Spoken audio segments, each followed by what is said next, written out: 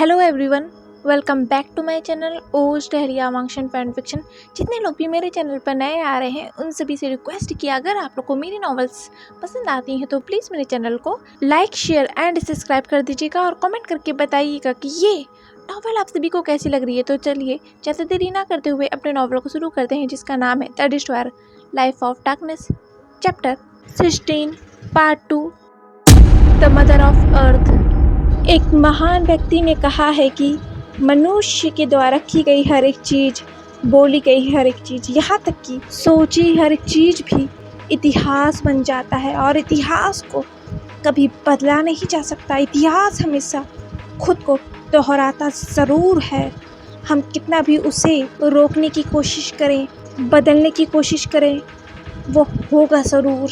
इतिहास क्योंकि खुद को दोहराएगा और इस तरह से दोहराएगा कि इंसानियत को हिला कर रख देगा, और एक दिन वही इंसान भी उन्हीं इतिहास के पन्नों में दफन होकर रह जाएगा और एक सवाल बन जाएगा। कहते हैं हर सवाल के जवाब होते हैं, पर इस दुनिया में कुछ ऐसे सवाल भी होते हैं जिनके जवाब दिया नहीं जा सकता, या कह लो इंसान दे नहीं पाता, क्योंकि वो सवाल हमारे पूरे शख्सियत को ही झंझोड़ के रख देते हैं, जिसके जवाब हम नहीं दे पाते।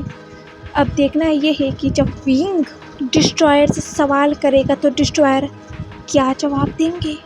उन्होंने हर जन लाइफ मरने दिया लाइफ डिस्ट्रॉयर के मेट थे, पर क्या डिस्ट्रॉयर को ढूंढा नहीं, वो अपने मेट को नहीं चाहते थे। डिस्ट्रॉयर अपना मेट नहीं चाहिए था।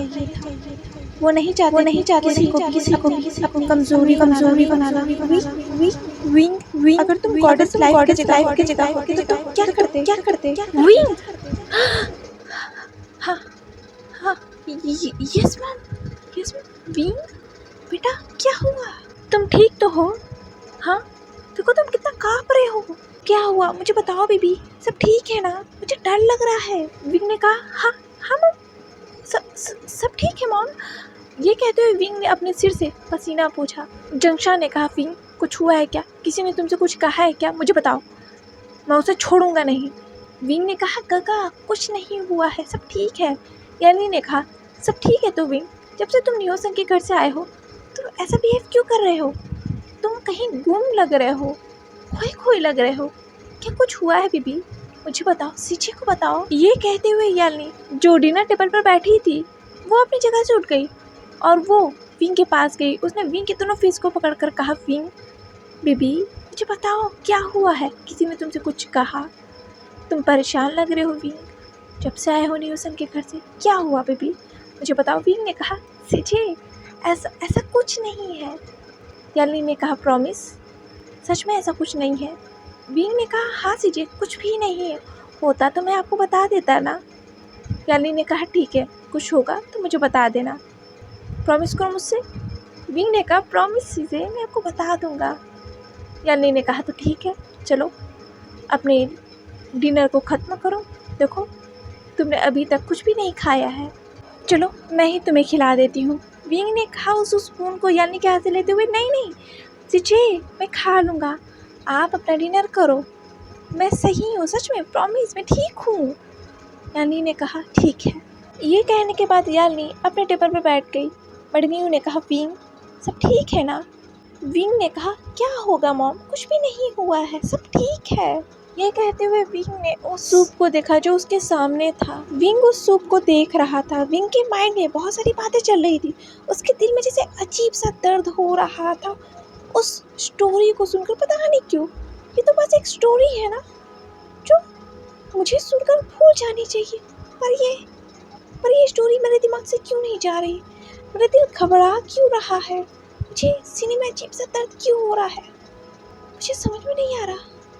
क्या ये बस एक स्टोरी थी सच में? हाँ, और क्या होगा? ये स्टोरी तो है जो मुझे भूल जाना चाहिए, पर उस आदमी का नाम सुनकर मुझे जंक्षा यानी मैडम यू यांग जो है विंग को देख सकते थे। विंग आज बहुत खोया खोया लग रहा है। उसका फेस बहुत डल लग रहा था। वो हमेशा की तरह मुस्कुरा नहीं रहा था। सभी को ऐसा लग रहा था जैसे विंग इस जगह है ही नहीं, वो किसी और जगह है, उसका माइंड किसी और जगह है, वो कुछ सोच रहा है। पर किसी ने भी विंग को ज़्यादा फोर्स नहीं किया, क्योंकि वो विंग को ज़्यादा परेशान नहीं करना चाहते थे, क्योंकि विंग खुद ही बहुत परेशान लग रहा था। विंग ने कहा मुझे ये नहीं सोचना चाहिए। ये कहकर विंग ने उस सूप के बॉल में से सूप को लिया और वो अपने मुंह में उस स्पून को डालने ही वाला था कि तभी घर की बेल बजी। ये सुनकर विंग ने उस स्पून को रख दिया और कहा मॉम मैं दरवाज़ा खोलता हूँ। मैडम यूँ ने कहा नहीं विंग रुको बेटा, तुम अपना लंच करो, मेरा मतलब डिनर करो, मैं दरवाज़ा खोलती हूँ। विंग ने कहा नहीं मॉम आप बैठो, मैं दरवाज़ा खोलता हूँ। ये कहते हैं विंग वहाँ से चला गया था और मैडम यूँ को देखने लगी, ये कुछ अलग बिहेव कर रहा है आज, इसे क्या हुआ है यालनी, क्या कॉलेज में कुछ हुआ था? यालनी ने कहा नहीं मॉम, सारा वक्त तो मैं विंग के ही साथ थी, हो सकता है क्लास में कुछ हुआ हो। हाँ ज़रूर क्लास में कुछ हुआ होगा। चंचा ने कहा सीजे मुझे भी लगता है ज़रूर क्लास में कुछ हुआ है और विंग हमें नहीं बता रहा है। हो सकता है सीजे किसी ने विंग को बुली किया होगा।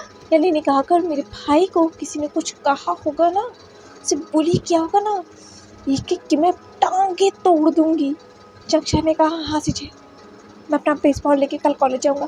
मैडम यू ने कहा इतना दूर तक बहुत सोचने की बात नहीं है, मैंने बस पूछा, अगर तुम दोनों ने फिर से झगड़ा किया ना आई स्वेयर चक्षा घर से बाहर निकाल दूंगी। जंग फैमिली ने कहा तुम तीनों शांत रहो, मुझे तो लगता है तुम तीनों को दूर दूर बैठना चाहिए, बहुत तुम तीनों को एक पास होना ही नहीं चाहिए, जब भी होते झगड़ा करने लगते हो। तुम झगड़ो बच्चे हैं।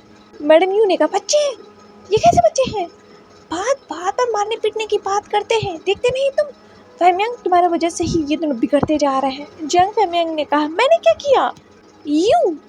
मैडम यू ने कहा जंगशा यानी अगर कल कॉलेज से कोई कंप्लेन आई ना, सच में बता रही हूँ, घर से बाहर निकाल दूंगी। जंगशा ने ये सुनकर गल्प किया, हाँ ये कर भी सकती है यार।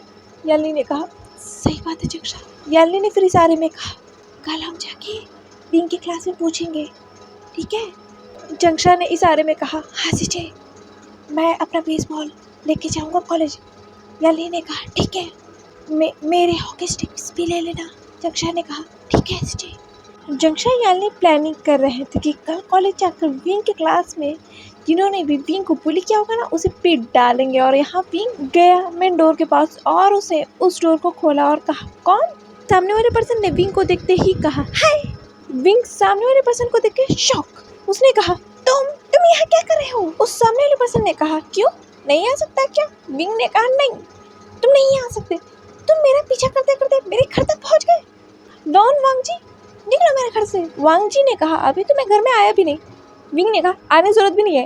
ये कहकर विंग उस दरवाजे को बंद करने लगा, पर तभी वांग जी ने अपना पैर लगा दिया और कहा मैं क्यों जाऊँ बोला। विंग ने कहा मैं कह रहा हूँ इसलिए। वांग जी ने कहा पर मैं तुम्हारी बात को क्यों मानूं। विंग ने कहा मुझे गुस्सा आ रहा है, देखो तुम मेरे हाथ से मार नहीं खाना चाहते ना तो सीधे से चले जाओ, तुम यहाँ कर क्या रहे हो, ये मेरा घर है। वांग जी ने कहा जानता हूँ ये तुम्हारा घर है इसीलिए तो आया हूँ। विंग ने कहा तुम कितने बदतमीज अल्फा हो, निकालने से भी नहीं निकल रहे हो और मैंने तुम्हें मना किया था ना मेरा पीछा करने के लिए। वांग जी ने कहा एक्सक्यूज मी मैं तुम्हारा पीछा नहीं कर रहा। विंग ने कहा ओह तो तुम मेरा पीछा नहीं कर रहे तो तुम मेरे घर पे क्या कर रहे हो आधी रात को। वांग जी ने घड़ी में टाइम देखते हुए कहा नहीं आधी रात नहीं हो रहा विंग। विंग ने कहा मेरा नाम मत लो। वांग जी ने कहा बात तो पूरा करने दो, रात के 8:30 बज रहे हैं। विंग ने कहा यस 8:30 बज रहे हैं, तो तुम मेरे घर पे क्या कर रहे हो, क्या नोट्स लेने आए हो मुझसे। वांग जी ने कहा नहीं मैं तुमसे नोट्स क्यों लेने आऊँगा, वैसे तुम देख सकते हो मुझे। विंग ने कहा मुझे नहीं देना तुम्हें, निकलो मेरे घर से। ये कहते ही विंग ने वांग जी को ढकेल दिया, जाओ निकलो। और वो फिर दरवाजे को बंद करने लगा, पर वांग जी ने अपने हाथ लगा दिए दरवाजे में और कहा नहीं। विंग ने कहा मैं परेशान हो गया तुमसे, तुम कर क्या रहे हो यहाँ, तुम्हारा पीछे नहीं कर रहे तो ठीक है, कर क्या रहे हो तुम यहाँ। हाँ वांग जी ने कहा वो मैं तुमसे मिलने आया था हनी। ये सुनकर विंग की आंखें बड़बड़ी, हाँ क्या कहा तुमने। वांग जी ने कहा हनी मैं तुमसे मिलने आया था। ये कहकर वांग जी विंग के पास आया और कहा, क्यों, मुझे नहीं आना चाहिए था? ये कहते हुए वांग जी ने विंग के फेस पर हाथ रखा और उसके हाथ को अपने पास खींचते हुए कहा, वैसे तुम बहुत ब्यूटीफुल हो। विंग ने कहा, हाँ। वांग जी ने कहा, हाँ ब्यूटीफुल हो हनी। ये वांग जी ने विंग के कान में कहा तो विंग ने कहा, हाँ, इस अल्फा ने मुझे हनी का, दूर जाओ मुझसे। ये कहते हुए विंग ने वांग जी को ढकेल दिया और उसके पैरों पे हिट करते हुए कहा, यू बास्टर्ड, तुम्हारी हिम्मत कैसे हुई मुझसे फ्लर्ट करने की? वांग जी ने कहा, आउच आउच आउच, मुझे बहुत जोर से लगी है विंग। विंग ने कहा, नाम मत लो मेरा, हाउ डेयर यू लान वांग जी। तभी एक आवाज आई, विंग क्या हुआ, कौन है दरवाजे पर? विंग ने कहा, मॉम, ये लान वांग जी, ये मेरा जब तक तो पीछा करता रहता है, ये बदतमीज अल्फा। मैडम यू ने कहा, कौन? ये कहते हो मैडम यू विंग के पास आई। उन्होंने देखा एक बहुत ही हैंडसम सा अल्फा जिसने पूरा ब्लैक आउटफिट पहना हुआ है और उसके शोल्डर्स पर एक बैग है। मैडम यू ने कहा, तुम कौन हो? वांग जी ने सीधे खड़े होते हुए कहा, मैं आंट, आप मुझे नहीं पहचान रहे? मैडम यू ने कहा, नहीं। विंग ने कहा, नहीं पहचान रहे हैं क्योंकि हम तुम्हें नहीं जानते, निकलो मेरे घर से। विंग तुला था वांग जी को अपने घर से बाहर निकालने के लिए। उसे वांग जी पर बहुत गुस्सा आ रहा था, उसका तभी तो मुंह सड़ गया था जब उसने वांग जी को देखा अपने दरवाजे पर। विंग ने कहा, निकलो मेरे घर से बाहर। ये कहते हुए विंग दरवाजा बंद करने लगा। वांग जी ने उस दरवाजे को पकड़ लिया और कहा, आंट, आप मुझे जानते हो ना? ये कहते हुए वांग जी ने एक चुटकी बजाई मैडम यू के चेहरे के सामने। विंग ने ये देखा। विंग ने कहा, ये क्या किया तुमने? हाँ, ये क्या किया तुमने कुछ तो किया, मैंने देखा। वांग जी ने विंग के चेहरे को देखते हुए कहा, मैंने क्या किया? विंग ने कहा, तुमने कुछ किया, तुमने चुटकी बजाई, स्वैप किया। वांग जी ने कहा, हाँ तो, और तो मैंने कुछ नहीं किया ना, क्या मैं ये भी नहीं कर सकता? और वैसे भी आंट से पूछो, वो मुझे जानती है। विंग ने कहा, मेरे मॉम को आंट बुलाना बंद करो। मेरी मॉम कब से तुम्हारी आंट हो गई? वांग जी ने कहा, इन्हीं से पूछ लो। आंट, आप मुझे जानती हो ना? मैडम यू ने कहा, हाँ वांग जी, मैं तो तुम्हें जानती हूँ, क्यों नहीं पहचानूंगी, तुम मेरे जो फ्रेंड का बेटा हो आंट, है ना? मैडम यू ने कहा, हाँ। विंग ने कहा, कौन से फ्रेंड का मॉम बेटा? मैडम यू ने कहा, खारमनी का, वो मेरी फ्रेंड है और क्या, उसी का तो बेटा है लान वांग जी। विंग ने कहा, एक सेकंड, मॉम, आपकी किसी भी फ्रेंड का नाम खारमनी तो नहीं है? मैं आपके सभी फ्रेंड को जानता हूँ। वांग जी ने कहा, विंग, तुम सभी फ्रेंड को नहीं जानते हो। विंग ने कहा, मैं तुमसे बात नहीं कर रहा लान वांग जी, सो प्लीज़ मेरे घर से निकल जाओ, ओके? जंक्शन ने कहा, लान वांग जी, तुम यहाँ? मैडम यू ने कहा, हाँ, ये हमारे साथ ही रहने वाला है। विंग ने कहा, किसने कहा? मैडम यू ने कहा, मैंने कहा, याली ने कहा। वांग जी, चलो हम सब साथ में लंच करते हैं, चलो। ये कहते हुए याली ने वांग जी के हाथ को पकड़ लिया। वांग जी को कोई टच नहीं कर सकता, हाँ, पर लान वांग जी ने ये जानबूझकर किया था क्योंकि विंग वांग जी को घर से निकालना चाहता है, इसीलिए, और यहाँ से डिस्ट्रॉयर जाना नहीं चाहते, वो अपने मेट के साथ रहना चाहते हैं। और यहाँ लैनी सब कुछ देख रही थी उस कांच के ग्लोब में से। उन्होंने कहा, डिस्ट्रॉयर, उम्मीद करती हूँ आपके एफर्ट्स ज़ाया ना हो, लाइफ आपको एक्सेप्ट कर ले, सब कुछ आपके ऊपर अब निर्भर करता है, पूरी पृथ्वी दांव पर लग चुकी है। यहाँ विंग ने वांग जी को गुस्से में देखा पीछे पलटकर, और वांग जी ने विंग को एक विंग किया। विंग ने कहा, वाह, इसने कुछ तो किया है मेरे मॉम और जीजी को, वरना ये लोग इसे कैसे जान सकते हैं? ये कौन सी खारमनी आंट है, मुझे तो नहीं पता था मॉम। ये कहते हुए विंग ने दरवाजा बंद कर दिया और वो दौड़ते हुए उन लोगों को पीछे जाने लगा। मॉम, रुको, आप कब से जानने लगे हो खारमनी आंट को? मुझे तो नहीं पता आपकी कोई फ्रेंड है। मैडम यू ने कहा, विंग बेबी है एक। विंग ने कहा, ओ, कौन सी मॉम, और ये कब पैदा हो गई? मैडम यू ने कहा, बहुत दूर की फ्रेंड है। विंग ने कहा, तो कहीं तो रहती होंगी। वांग जी ने कहा, आंट आपको पता नहीं, अजीलिया में, आप दोनों अजीलिया में मिले थे। विंग ने कहा, इट्स योर काइंड इन्फॉर्मेशन, लान वांग जी मेरी मॉम अजीलिया कभी गए ही नहीं। मैडम यू ने कहा, गई हूँ। विंग ने कहा, कब? मैडम यू ने कहा, तुम्हारे जन्म से पहले। विंग ने कहा, आहा, ये इस अल्फा ने जरूर मेरी मॉम को, इस अल्फा ने कुछ किया है। डैड, मॉम को समझाओ, ये किसी अरे गहरे को कैसे घर में ला सकती है। जंग फैमियांग ने कहा, यू, विंग सही कह रहा है, ये कौन है, मैं तो नहीं जानता। मैडम यू ने कहा, क्या कहा तुमने? जंग फैमियांग ने कहा, अरे भड़क क्या रही हो, हाँ मैं तो इसे नहीं जानता, कौन सा तुम्हारा कार्मेल फ्रेंड। वांग जी ने जंग फैमियांग की तरफ देखा और जंग फैमियांग ने वांग जी की आंखों में देखा। वांग जी की आंखें अचानक से गोल्डन हो गई और जंग फैमियांग ने कहा, मैं जानता हूँ, कार्मेलिन तुम्हारे बचपन की फ्रेंड है। विंग ने कहा, बचपन की फ्रेंड? डैड, आपको क्या हो गया? आप तो कह रहे थे अभी कि आप मॉम के किसी फ्रेंड को नहीं जानते जिसका नाम कार्मेलिन है। जरूर इसने कुछ किया है। क्या किया है तुमने मेरे मॉम डैड को? क्या तुमने मेरे मॉम डैड के ऊपर कोई जादू मंत्र किया है? ये कहते हुए विंग ने वांग जी की तरफ देखा। वांग जी ने अपनी आंखें बंद कर ली और उसकी आंखें दोबारा ब्लैक हो गई। यालनी ने कहा, विंग, वांग जी पर शक करना बंद करो बेबी, चलो तुम अपनी सीट पर बैठो। ये कहते हुए यालनी ने विंग को उसके चेयर पर बैठा दिया और वांग जी से कहा, वांग जी तुम यहाँ बैठो। विंग ने कहा, ये मेरे बगल में क्यों बैठेगा? नहीं, मैं इसी बगल में नहीं बैठूंगा। मैडम यू ने कहा, विंग बैठो वहीं चुपचाप। विंग ने कहा, नहीं। मैडम यू ने कहा, विंग। विंग ने कहा, मॉम अब डांट रहे हो मुझे, इसी कल के आए अल्फा के लिए आप मुझे डांट रहे हो, ये गलत बात है। अब सब मुझे डांट रहे हो।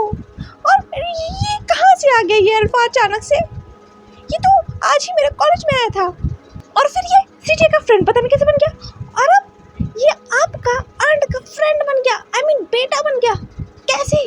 ये बोलते हुए विंग अपने सीट से उठा गुस्से में और उसने उस टेबल पर से एक नाइफ उठाया और वांग जी के तरफ आया। उसने कहा, तुमने क्या किया है लान वांग जी? वांग जी की आंखें बड़ी बड़ी हो गई। विंग के हाथों में वो नाइफ देखकर उसने एक गल्प किया।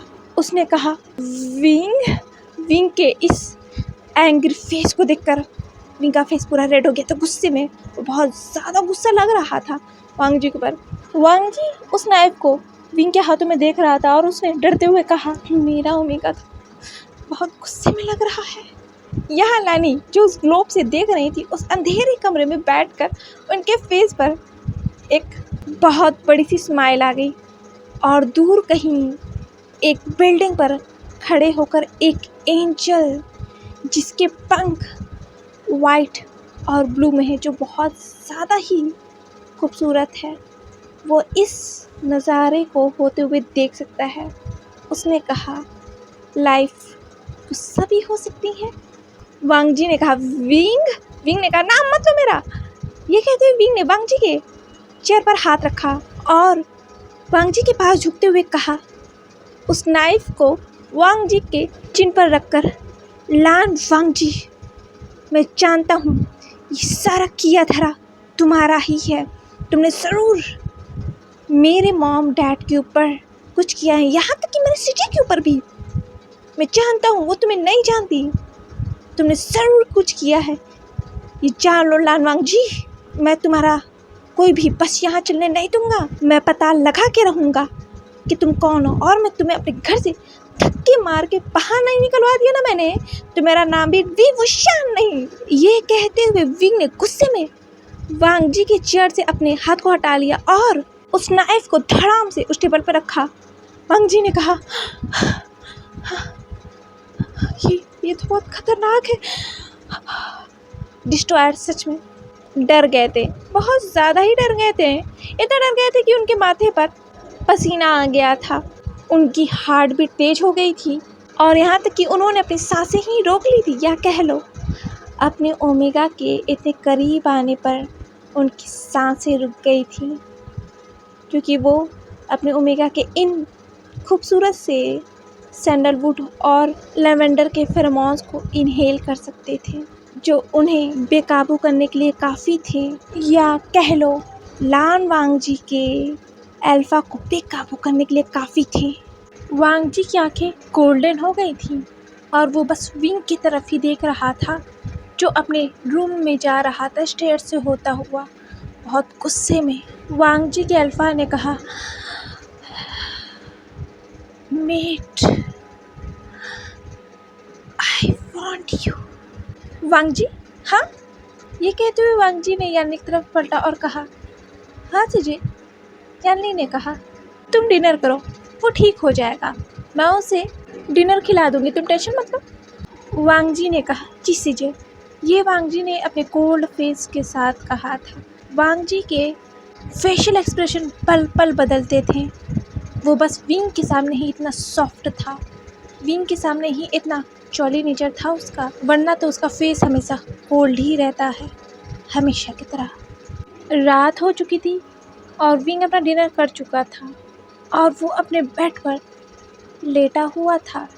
रूम की लाइट्स बंद थी और चांद की रोशनी विंग के चेहरे की तरफ आ रही थी, पर विंग सोया नहीं था। वो बहुत बेचैन लग रहा था। वो बार बार अपने करवटें बदल रहा था। उसे नींद नहीं आ रही थी शायद।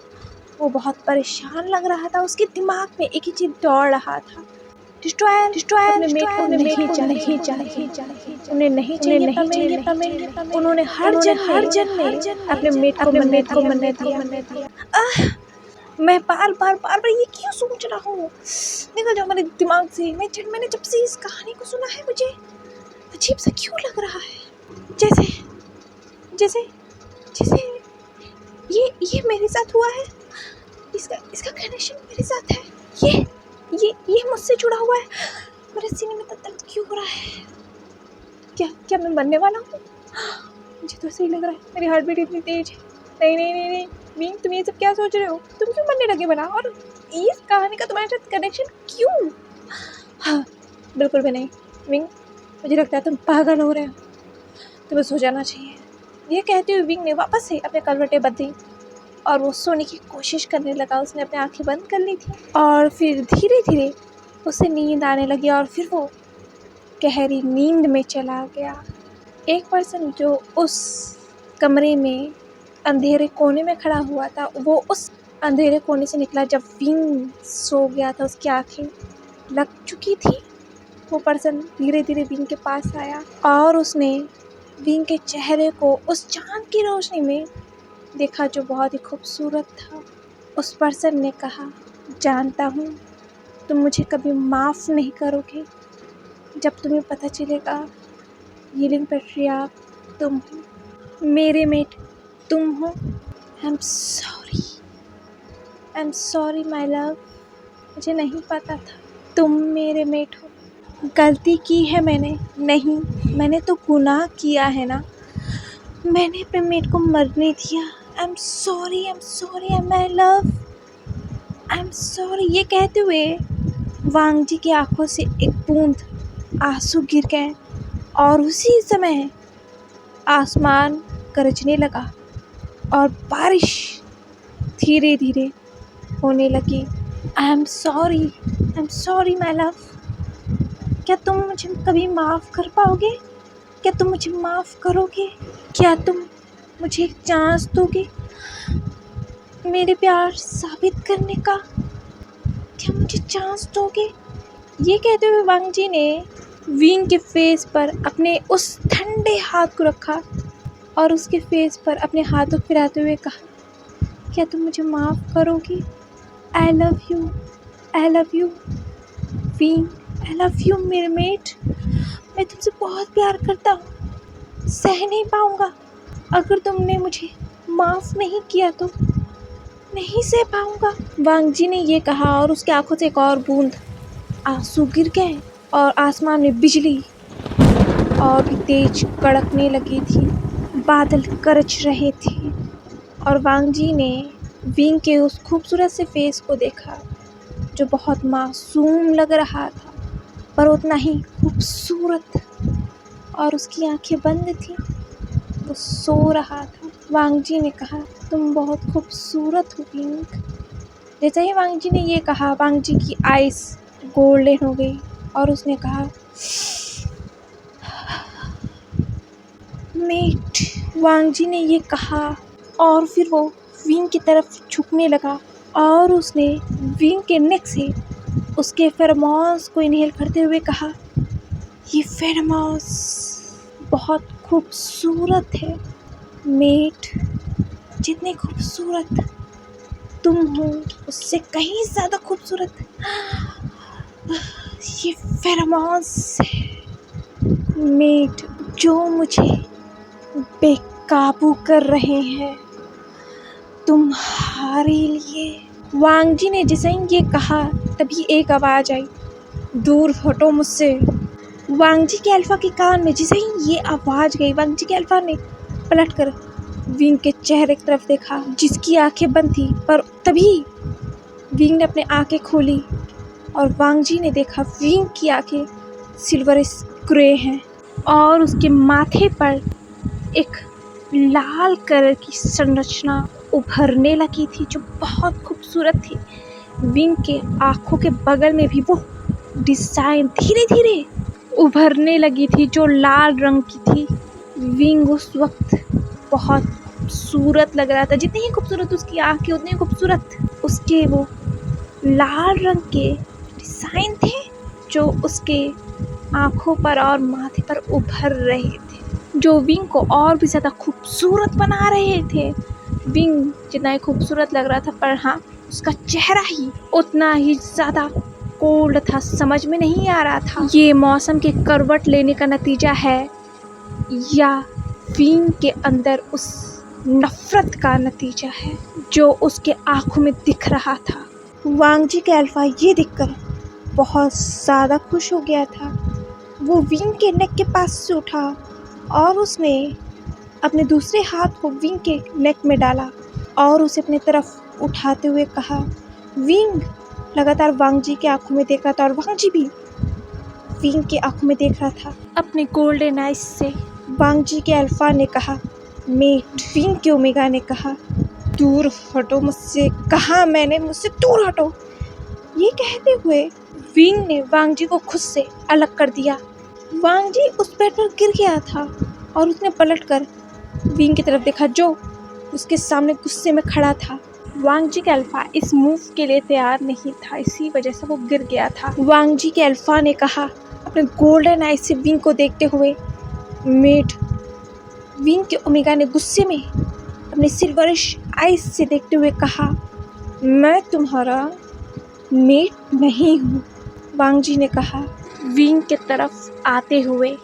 वांग जी जैसे जैसे आ रहा था विंग की तरफ, वांग जी धीरे धीरे बदल रहा था अपने रियल फेस में और वो अब विंग के सामने था, वही ब्लैक हार्मफुल में और उसके वही काले लंबे बाल और आँखें गोल्डन और चेहरा ऐसा जो कोई भी अपने सामने देख लेना लगे कि वो अपने सामने साक्षात मौत को देख रहा है। वांग जी के अल्फा ने अपने गोल्डन आइज से विंग की तरफ देखा जो इस वक्त पूरे अपने ओमेगा फॉर्म में था। उसके कपड़े सफ़ेद थे जितने ही वांग जी के वो कपड़े काले रंग में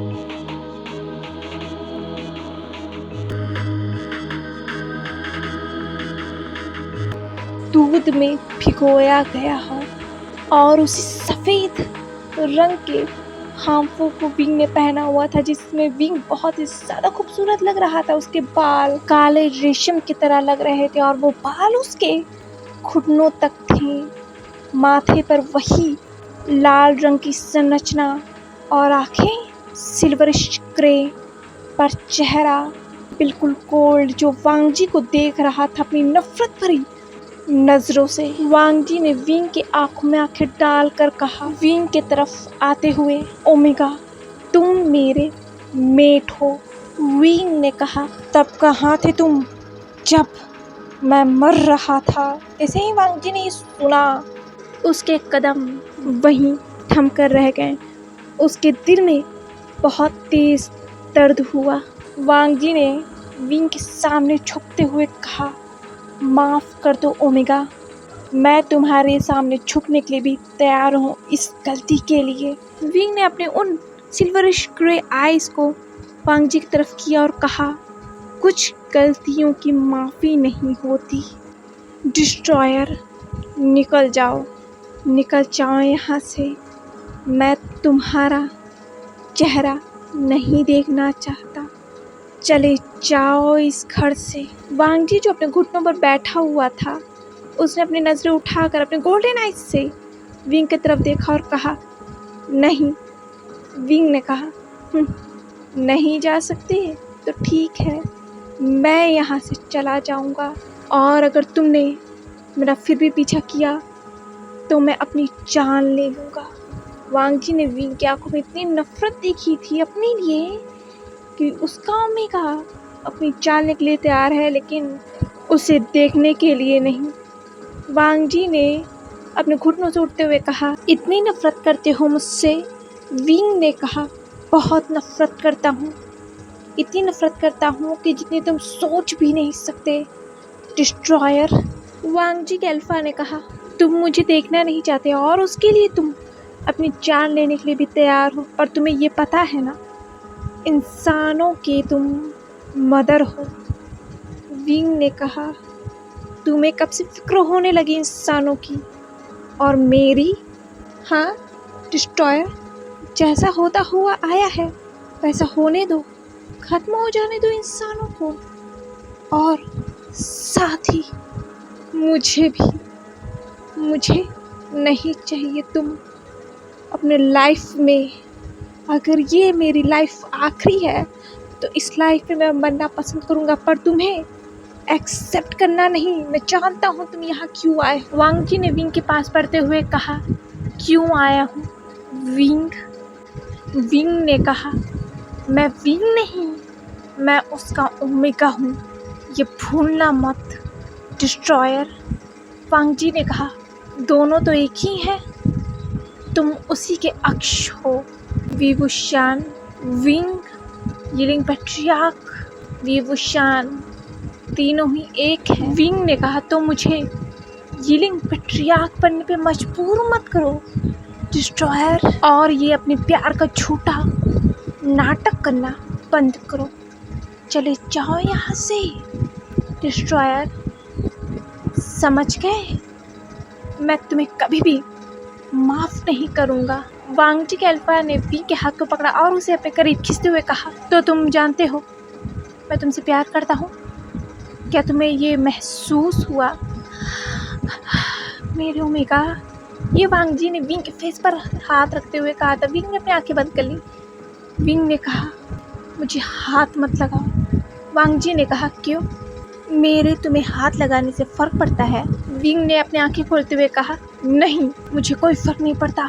वांग जी ने कहा, अपने हाथ को धीरे धीरे विंग के गर्दन के पास लाते हुए, और फिर उसने विंग के बालों को पकड़कर उसके चेहरे को अपनी तरफ लाते हुए कहा, मुझसे दूर जाने की कोशिश मत करना। समझ में आई मेरी बात? मैं तुम्हारे सामने झुक सकता हूँ तो तुम्हें झुका भी सकता हूँ, और तुमने अगर खुद को हर्ट करने की कोशिश की तो मैं सारी लिमिट्स भूल जाऊँगा मेट। विंग ने कहा, वांग जी की आंखों में घूरते हुए, ये भूलना मत डिस्ट्रॉयर, मैं कोई आम ओमेगा नहीं हूँ जिसे तुम अपने सामने झुका सकते हो। मैं यिलिंग पैट्रियार्क हूँ, एक प्योर ब्लड डोमिनेटेड ओमेगा। ये याद रखना, मैं किसी को भी अपने सामने झुकने पर मजबूर कर सकता हूँ। उस एडम ने मेरी जान ली क्योंकि उस वक्त मैं अपने ओमेगा फेज में नहीं था। वो विंग था जिसकी जान एडम ने ली। 15 साल का था मैं जिस वक्त उस एडम ने मेरी जान ली। विंग की ओमेगा हीट नहीं आई थी, इस वजह से मैं उस पर काबू नहीं कर सका, और विंग ना ही वो अपने ओमेगा को बुला सका और ना ही अपने ओमेगा पर कंट्रोल कर सका। कुछ भी नहीं कर सका वो, क्योंकि वो बच्चा था। उसकी बदकिस्मती कह लो या मेरी बदकिस्मती कह लो, मेरे मेट तुम थे। विंग मारा गया यानी मैं मारा गया, क्योंकि हूँ तो मैं उसी का अक्षी ना। मैं मर रहा था और तुम बस देखते रहे। वांग जी ने कहा, मुझे नहीं पता था तुम मेरे मेट हो। विंग ने कहा, क्या मजाक है, तुम्हें ये पता था तुम्हारा मेट है? कहीं तो है, तुम्हें पता था, पर तुमने मुझे ढूंढने की कोशिश नहीं की क्योंकि तुम्हें तो अपना मेट चाहिए ही नहीं था। वांग जी ने कहा, माफ़ कर दो ओमेगा, माफ़ कर दो, तुम्हारी इन बातों को मैं नहीं सुन पा रहा। विंग ने कहा, तुम्हें सुनना पड़ेगा लान वांग जी, तुम्हें सुनना पड़ेगा, क्योंकि मैं तुम्हें तो माफ़ करने से नहीं रहा, और मैं अब खुद को प्रोटेक्ट कर सकता हूँ। मुझे तुम्हारी ज़रूरत ही नहीं है। वांग जी ने कहा, ओमेगा तुम खुद को प्रोटेक्ट नहीं कर पाओगे। विंग ने कहा, मुझे कमज़ोर समझने की कोशिश मत करना। वांग जी ने कहा, मैं ऐसा नहीं कह रहा ओमेगा। एडम बहुत पावरफुल है, वो गॉड ऑफ हेल है, उसे हराना मुश्किल है। और तुम लाइफ हो, तुम किसी को भी ख़त्म नहीं कर सकती। तुम सभी को जन्म दे सकती हो, उसे जीवन दे सकती हो, पर तुम किसी को भी ख़त्म नहीं कर सकती।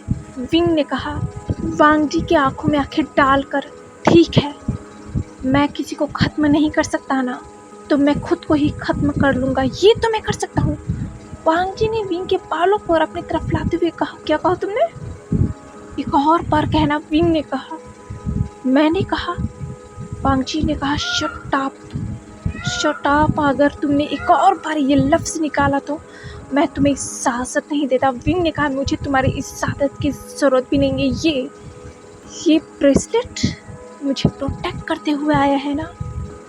आज मैं अगर इसी को निकाल देता हूँ तो एडम तुरंत आ जाएगा और वो मुझे मार देगा, और मैं जिंदा नहीं रहना चाहता, ये जानते हुए कि तुम्हें पता है कि मैं तुम्हारा मेट हूँ, जिसे मेरी कभी परवाह ही नहीं थी। वो मुझसे प्यार का दावा कर रहा है, अब वो मुझे बचाना चाहता है। मरना तो है ही एक दिन, क्यों ना आज ही मर जाऊँ। ये कहते हुए विंग उस ब्रेसलेट को निकालने की कोशिश करने लगा। वांग जी ने कहा, खबरदार।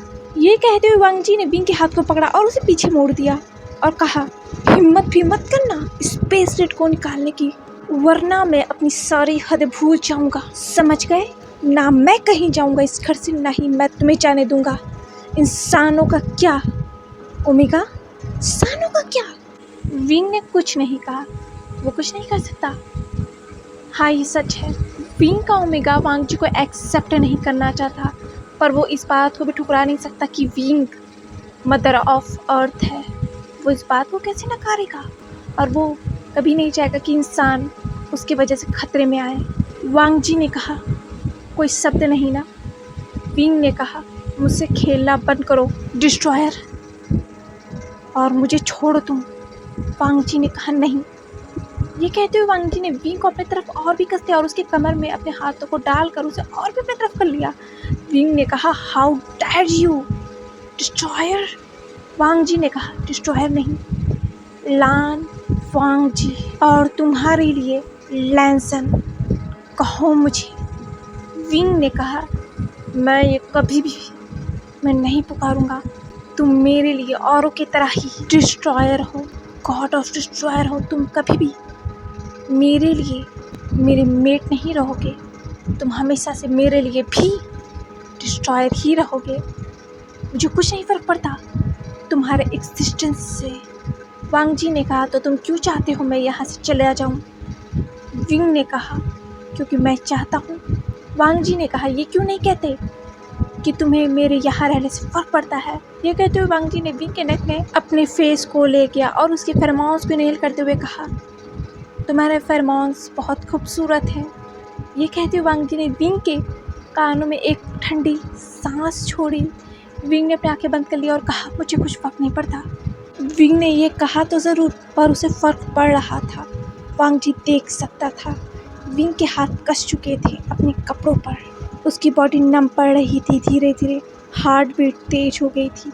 विंग अपने नेक पर वांग जी की सांसों को फील कर सकता था और उसके फेरोमोन्स को वो इनहेल कर सकता था। वो सैंडलवुड के फेरोमोन्स उसे पागल कर रहे थे, जैसे वो वांग जी के लिए पागल हो रहा था। धीरे धीरे उसकी आईज धीरे धीरे फ्लिकर करने लगी थी, जैसे वो बेकाबू हो रहा हो, और वांग जी उसके करीब और करीब धीरे धीरे आ रहा था। उसके हाथ विंग के वेस्ट में कसे जा रहे थे और विंग फील कर सकता था वांग जी के उस टच को अपने वेस्ट पर, जिसकी वजह से विंग और भी ज़्यादा अपने अल्फा के लिए बेकाबू होते जा रहा था, क्योंकि था तो वो वांग जी का ही ओमेगा ना।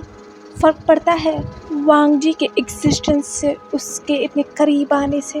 विंग कितना भी मना कर ले, फ़र्क पड़ता है।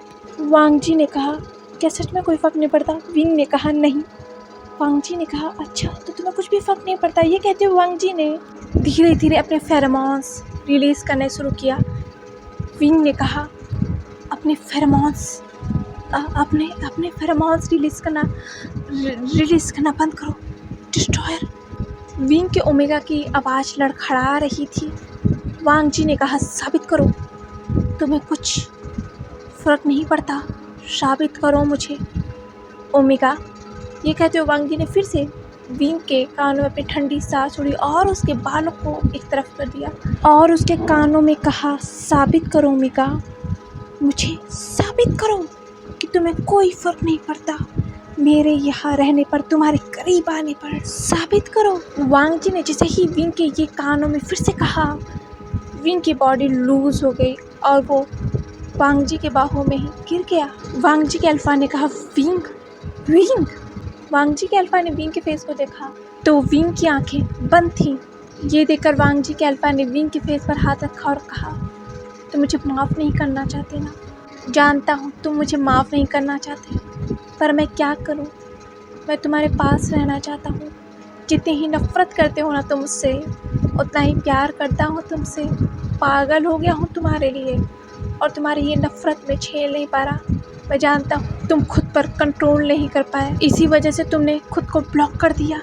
जानता हूँ ओमेगा, कैसे कंट्रोल कर पाते जब तुम्हारे सामने ही तुम्हारा मेट सदियों बाद खड़ा है। कंट्रोल करना खुद पर मुश्किल है और तुम अभी भी तो एक बच्चे ही हो ना। तुम्हें कंट्रोल नहीं करना आता खुद पर मैं इस बार तुम्हें मरने नहीं दूंगा। मैं तुम्हारी नफ़रत सह सकता हूँ, पर मैं तुम्हें मरते हुए नहीं देख सकता। इस बार मैं तुम्हें मरने नहीं दूंगा ओमेगा, वादा करता हूँ तुमसे। ये कहते हुए वांग जी ने विंग को ब्राइडल स्टाइल में उठा लिया और विंग के वो लंबे बाल हवा में झूल रहे थे। यीलिंग से 10 मील आगे। मिस्टर क्या कर रही हैं आप? मिस्टर जियांग जल्दी जल्दी धक्का लगाइए। मिस्टर नहीं है, आप इतने जल्दी थक गए? नी मिंजे ने धक्का फिर से लगाते हुए कहा, लूना शांत रहो तुम तो अंदर गाड़ी में बैठी हो और हम सब धक्का लगा रहे हैं। जियांग ने धक्का लगाते हुए कहा, उस कार को जो खराब हो गई थी और लूना अंदर बैठी थी और सबको चीयर कर रही थी, धक्का लगाओ। जियांग ने कहा, लूना एक तो तुम हमारी हेल्प नहीं कर रही हो, ऊपर से तुम हमें परेशान कर रही हो शोर करके, शांत रहो। लूना ने उस कार की खिड़की में से पीछे झांकते हुए कहा, मिस्टर जियांग ये आप कैसे कह सकते हैं? मैं भी तो धक्का लगा रही थी ना, पर मेरे पैर दर्द करने लगे। जियांग ने कहा, हाँ तुम हील्स पहन के धक्का लगाओगी तो ऐसा ही होगा ना। लूना ने कहा, मुझे हील्स पसंद है, आप लोग बार बार मेरे हील्स को क्यों कहते रहते हो? जियांग ने कहा, अच्छा ठीक है, नहीं कह रहा, शांति से बैठे रहो वरना मिस चाओ गुस्सा हो जाऊंगी। लूना ने मुंह बनाते हुए कहा, वो तो बात बात पर गुस्सा होती है। मिस चारोजिला ने कहा, मिस इज़ाबेल शांत रहिए वरना मैं आपको इसी जंगल में छोड़ के चली जाऊंगी। और ये खटारा कार, ये कहते हुए मिस चा ने उस कार के टायर पर एक लात मारी और कहा, इस खटारा कार के साथ हम बीजिंग कैसे पहुंचेंगे? मिस्टर जियांग कहाँ है वो विलेज? आपने कौन सा विलेज कहा था, क्या नाम था उसका? जियांग ने कहा, मिस चा उस विलेज का नाम है लॉस्ट विलेज। चारोजिला ने दोबारा से उस कार को धक्का मारते हुए कहा, ये लॉस्ट विलेज सच में एग्जिस्ट भी करता है? मैंने तो इसके बारे में नहीं सुना। जियांग ने कहा, करता है। पहले हमें इस कार को धक्का लगाकर हाँ 5 किलोमीटर आगे तक ले जाना है। वहाँ पर एक गैराज है और वहाँ पर कुछ, मेरा मतलब है एक छोटा मोटा दुकान है, हमें रेस्ट करने के लिए अच्छा प्लेस मिल जाएगा। ओ माय गॉड, ये सिग्नल बार बार जा रहा है आ रहा है, कैसी जगह है ये? हाँ आया। हाँ मिस्टर जियांग सुनिए, वहाँ और भी ऑप्शन है, हमें कुछ क्लोथ्स भी मिल जाएंगे। मिस शाह ने गुस्से में कहा, रेस्ट?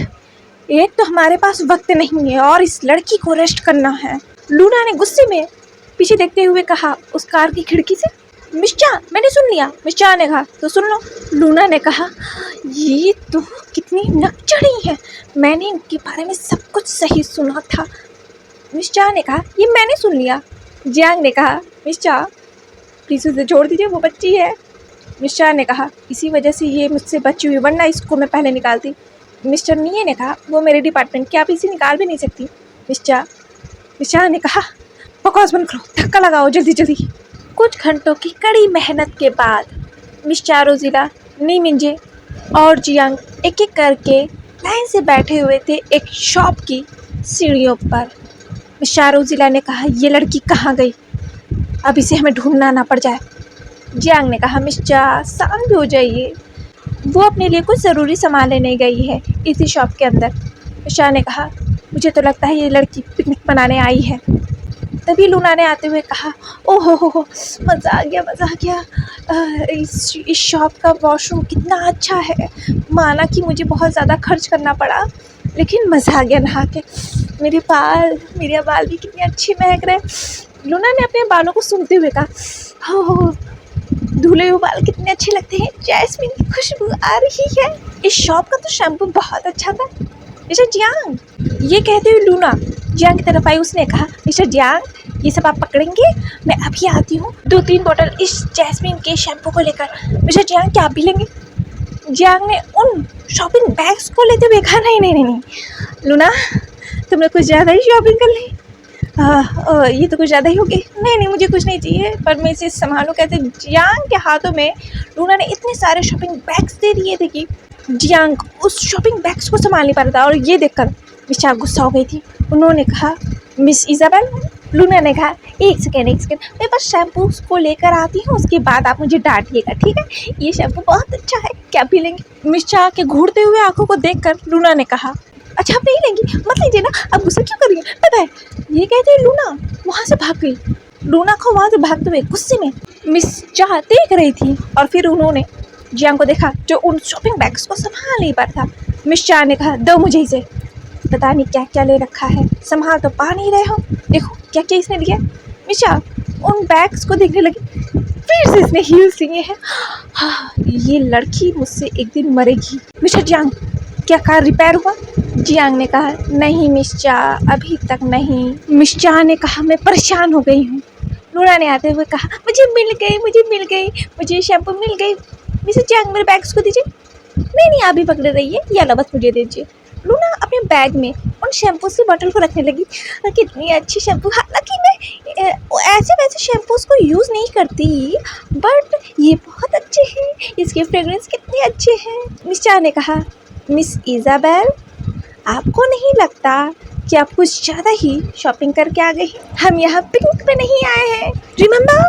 उन्होंने कहा, नहीं, ये तो मेरे थोड़े से शॉपिंग किए हैं। वैसे भी ये सब की तो ज़रूरत मुझे होगी ना। देखिए मैं कितनी अच्छी आ रही हूँ। मैं, पता है, मैंने बात ली है, आप लोगों को भी बात लेनी चाहिए। आप लोग से बदबू आ रही, ये कहते लूना ने अपने नोज़ को बंद कर लिया अपने हाथों से। बदबू आ रही है। मिस चाह ने खुद को सूंघते हुए कहा, सच में मुझसे बदबू आ रही? मिस्टर जियांग, कि मुझसे बदबू आ रही है? जियांग ने खुद को सूंघते हुए कहा, नहीं।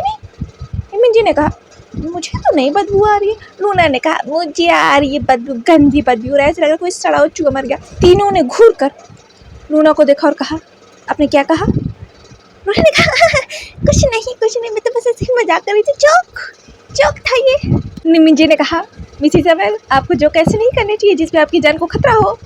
लूना ने अपनी नज़रों को मिशा की तरफ देखते हुए कहा, हाँ वैसे आपने सही कहा। मिशा ने जियांग के हाथों में और लूना के हाथों में उस शॉपिंग बैग्स को देखते हुए कहा, मिस इज़ाबेल, मुझे तो लगता है आपने अपने पेरेंट्स के पैसे को एक झटके में उड़ा दिया है। लूना ने कहा, नहीं, मैंने अपने पेरेंट्स के पैसे को नहीं उड़ाया, ये मेरे पैसे हैं, मुझे डिपार्टमेंट सैलरी देती है। मिशा ने कहा, ये मैं भूल कैसे सकती हूँ, हमारा ही डिपार्टमेंट कंगाल है, हमारे ही ट्रेनिंग्स को पैसे नहीं मिलते, इनके तो मिलते हैं। अच्छा है, काफ़ी अच्छी सैलरी है वैसे, गुड। उड़ाओ, इतने पैसे उड़ाओ, पर ये कार खटारा कार कब बनेगी?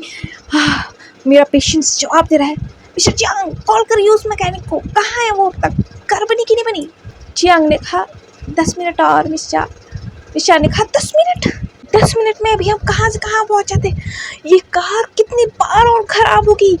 इस कार के साथ हम कब पहुँचेंगे पिचिंग? ये चौथी बार ये कार ख़राब हुई है। मुझे गुस्सा आ रहा है। मिस्टर जियांग, आपको सही इन्फॉर्मेशन है ना? वो लॉस्ट विलेज बीजिंग में ही है ना? जियांग ने कहा, यस मिस्टर, बीजिंग में ही है, आप मैप देख सकती हैं, ये लीजिए। मिस्टर ने उस मैप को जियांग के हाथों में से लेते हुए कहा, कहाँ है वो विलेज? वो तो मुझे दिख ही नहीं रहा।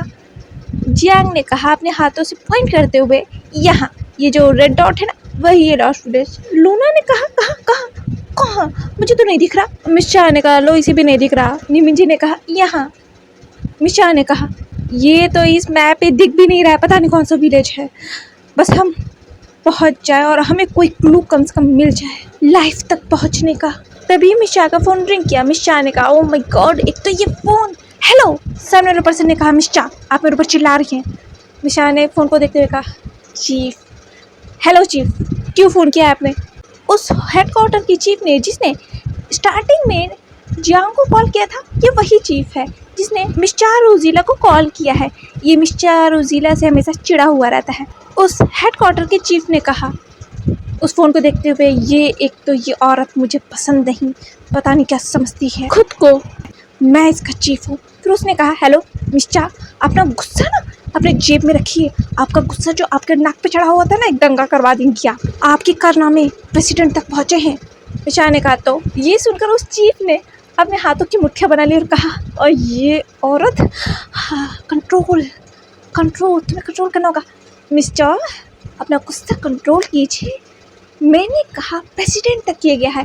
मिस्टर ने कहा ये मेरी गलती नहीं थी, उन गाँव वालों की गलती थी।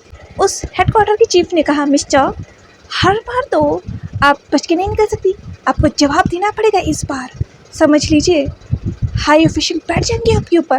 मिस्टर ने कहा तो बैठ जाए। उस पुलिस ऑफिसर ने कहा ये और मुझे हैंडल क्यों नहीं होती, हाँ कंट्रोल कंट्रोल, हाँ हेलो हेलो चीफ, आपने कुछ कहा, मुझे सुनाई नहीं दिया। चीफ ने कहा देखो मिस्टर, मैं तुम्हारा चीफ हूँ, तुम मेरी चीफ नहीं हो, मैं तुमसे सीनियर हूँ। मिस्टर ने कहा तुम मुझसे सीनियर हो तो क्या, मैं क्या करूँ, यहाँ मेरी कार ख़राब हुई पड़ी है और मुझे गुस्सा आ रहा है। उस चीफ ने कहा तो मैं क्या करूँ इसमें, कर भिजवा दूँ? मिस्टर ने कहा हाँ भिजवाओ।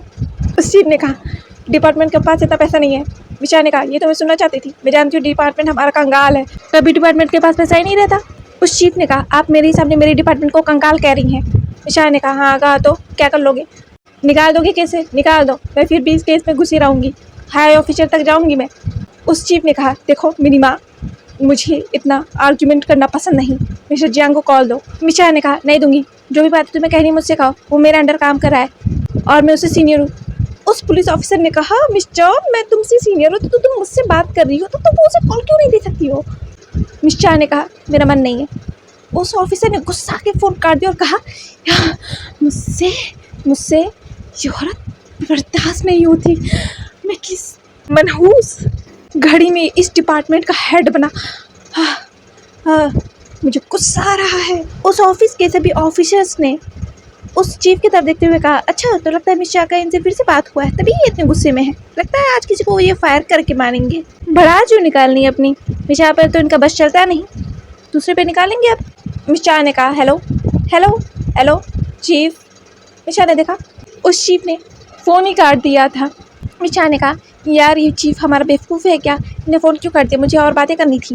मिस्टर जियांग ने कहा इनका कुछ नहीं हो सकता, माना कि ये मेरी आइडल है, मैं इनकी बहुत बड़ा फ़ैन हूँ, लेकिन मैं इनसे जीत नहीं सकता, ये दुनिया में मुझे लगता है मिस्टर से कोई जीत नहीं सकता। लूना ने अपने मुंह बनाते हुए कहा मिस्टर को देखते हुए कितनी घमंडी हैं, अपने चीफ को भी कैसा कैसा बोल जाती हैं। मिस्टर ने कहा आपने कुछ कहा मिस इज़ाबेल? मिस इज़ाबेल ने कहा मैं क्या बोलूँगी मिस्टर, आप ही बोल रही थी जो बोल रही थी। तभी जियांग के फ़ोन पर एक कॉल आया। जियांग ने उस फ़ोन को देखा तो चीफ का कॉल था। जियांग ने कहा चीफ का कॉल?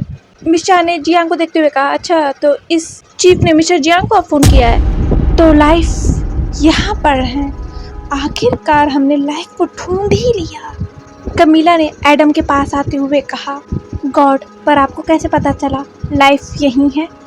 एडम ने कहा फेरोमोन्स, फेरोमोन्स, उनके फेरोमोन्स इतने स्ट्रॉन्ग हैं कि वो छुपा के भी अपने फेरोमोन्स को छुपा नहीं सकते, उनके उन फेरोमोन्स के ज़रिए मुझे पता चल गया।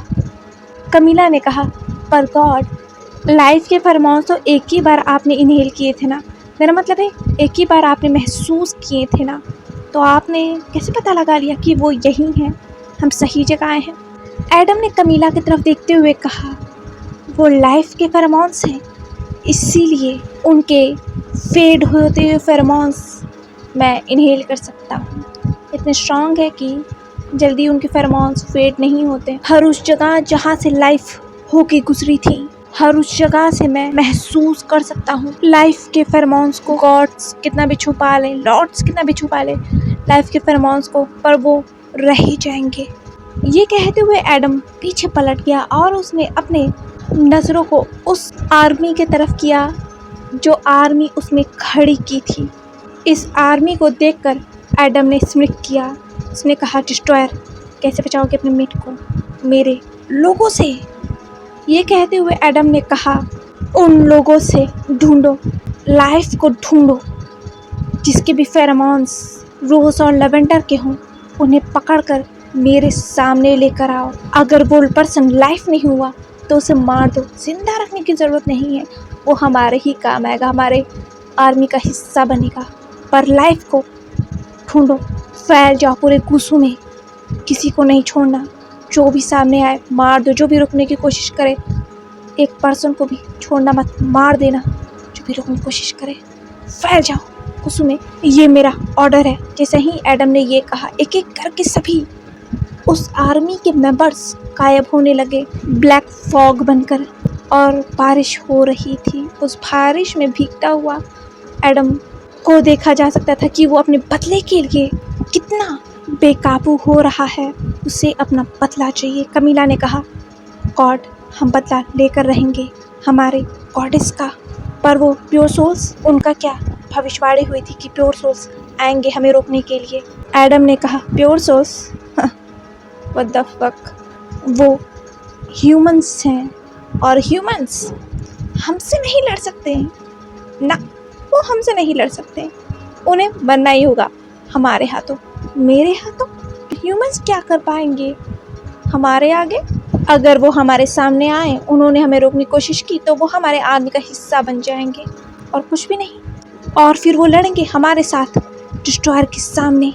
वो प्योर सोल्स हमारे ही काम आएंगे। चिंता मत करो कमीला, प्योर सोल्स कुछ नहीं कर सकते हमारा, वो हमारा ही साथ देंगे। Jiang mention wing room. बारिश हो रही थी और डिस्ट्रॉयर उस बारिश को होते हुए देख रहे थे, विंग को अपने बाहों में लेकर। उन्होंने कहा, मैं एडम को तुम तक पहुंचने नहीं दूंगा विंग, मैं तुम्हें कुछ भी नहीं होने दूंगा। एडम को मुझसे लड़ना पड़ेगा, वो बैटल जाता है, पर मैं उसे वॉर दूंगा और इस वॉर में मेरी जीत होगी। मुझे मेरे ओमेगा से कोई अलग नहीं कर सकता, हेवन हो चाहे हेल हो। विंग तक पहुंचने से पहले उन्हें मुझ तक पहुंचना होगा। ये कहते हुए वांग जी ने विंग को देखा जो उसके बाहों में था और वो सो रहा था। उसका फेस वो कितना इनोसेंट लग रहा था। वांग जी ने विंग के फेस पर हाथ रखा और कहा, मैं उसे तुम तक पहुंचने नहीं दूंगा। I love you wing, I love you. जानता हूँ मैंने बहुत गलतियाँ की हैं, पर इस गलती को मैं सुधारना चाहता हूँ, मैं तुम्हें खो नहीं सकता विंग। ये कहते हुए वांग जी ने विंग के फोrehead पर किस किया और कहा, आई लव यू।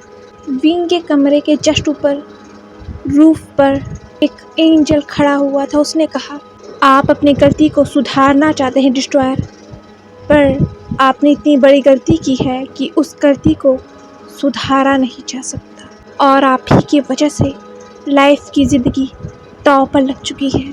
ये कहते हुए वो एंजल उड़ गया आसमान में और उसके वो सफ़ेद पंख हवा में उड़ते हुए विंग के खिड़की के तरफ आए और वो वहीं गिर गया। वहाँ देखा जा सकता था उस खिड़की पर कितने सारे वो पंख गिरे हुए हैं जो बता रहे थे ये पर्सन, ये एंजल यहाँ हमेशा से आता है, या कह लो विंग पर नजर रखते हुए आया है। पर इन सबसे अनजान विंग वांग जी के बाहों में पीसफुली सोया हुआ था और वांग जी ने विंग को अपने बाहों में लिया हुआ था और वो होते हुए उस बारिश को देख रहा था जो रुकने का नाम नहीं ले रही थी। आज के लिए बस इतना ही, मिलते हैं नेक्स्ट पार्ट में द डिस्ट्रॉयर के एक और पार्ट के साथ। कमेंट करके बताइएगा कि ये चैप्टर आप सभी को कैसा लगा, और अगर आपको ये नॉवल पसंद आ रही होगी तो प्लीज़ मेरे चैनल को लाइक, शेयर एंड सब्सक्राइब कर दीजिएगा और कमेंट करके बताइएगा कि ये नॉवल आपको कैसी लग रही है। Bye bye.